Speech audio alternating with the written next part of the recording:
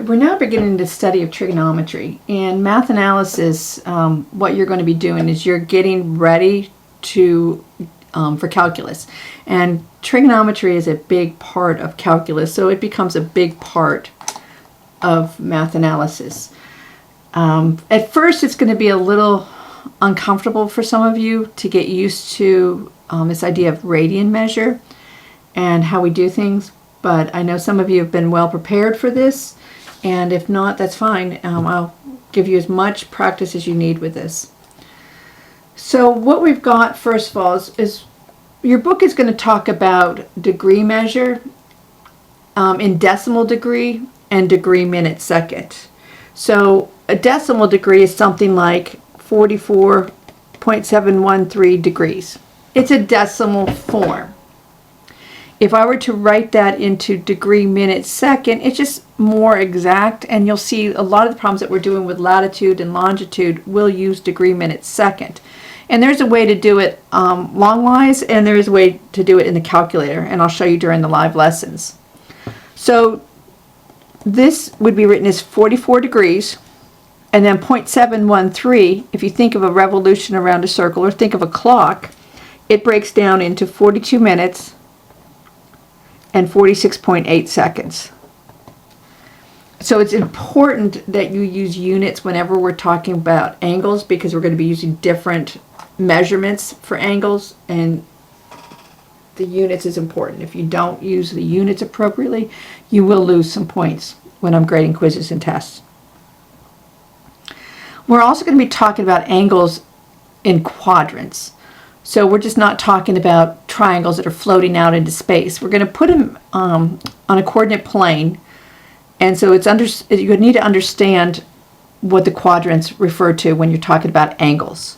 So if you draw a coordinate plane, with this being x-axis and this being the y-axis, always start in the first quadrant, and that's a Roman numeral 1, second quadrant,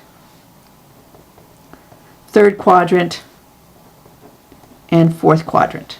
And it is important that you use Roman numerals, so once again you will lose points if you don't use Roman numerals.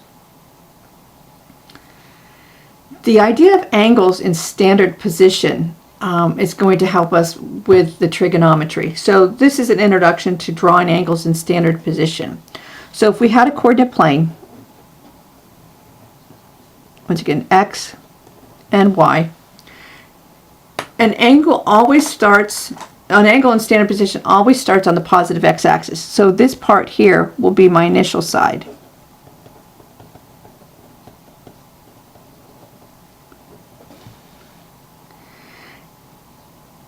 And the terminal side shows where the angle ends. So let's say my angle ends here. That would be my terminal side.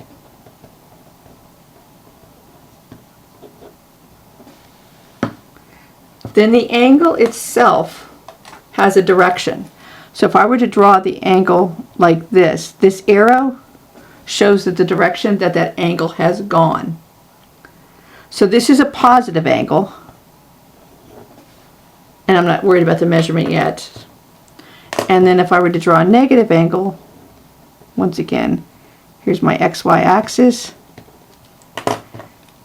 here's my initial side. If this is my terminal side, and negative angle goes in that direction. So that's negative.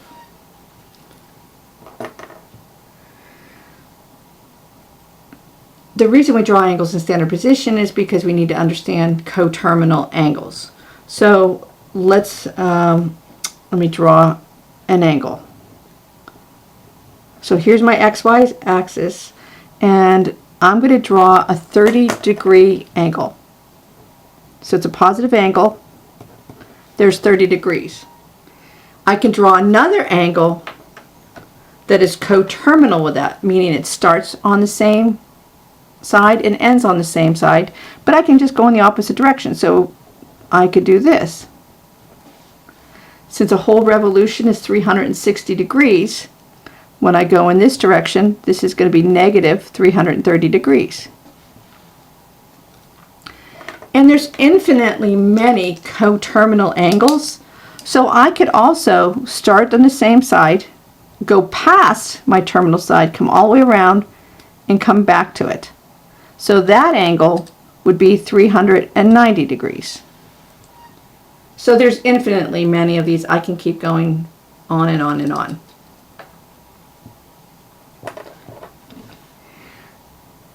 You've learned about complementary angles, two angles with a sum of 90 degrees, like 40 degrees and 50 degrees are complementary, or 75 degrees and 15 degrees. And this is going to be important when we talk about right angles. Two angles with a sum of 180 degrees are considered supplementary. When we talk about linear pairs, angles that are supplementary form a linear pair. So it could be 140 degrees and 40 degrees, or 10 degrees and 170 degrees. We're also going to talk about arc length and sector area. So if you have a circle and there's the center of that circle, if I were to take and want to look at this arc here, that distance that I just drew there is referred to as S, the arc length. The radius, it doesn't matter which one you talk about. This is a radius, this is a radius. And the angle that's formed inside here is theta. And that's the angle that's subtended by this arc. So what you're doing is you're looking at the part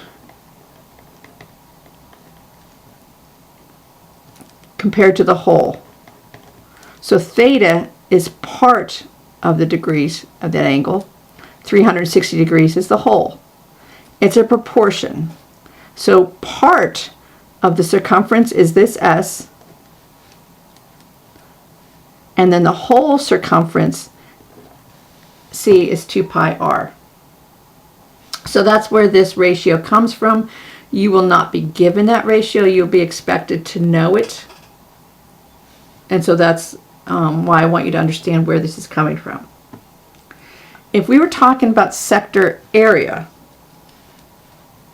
so once again we go back to this circle, here's the center, and we take a part of this. The sector area would be that whole section. Radius is still r, this angle inside there is still theta, so the part to the whole. So part of this sector area that we're talking about is what I refer to as A. The area of the whole circle is pi r squared. So I've made a mistake on this on your paper. Oh wait, that's on, never mind, it's on the other side. I'll talk about that when I get to the other side, when I've made it, where I've made a mistake.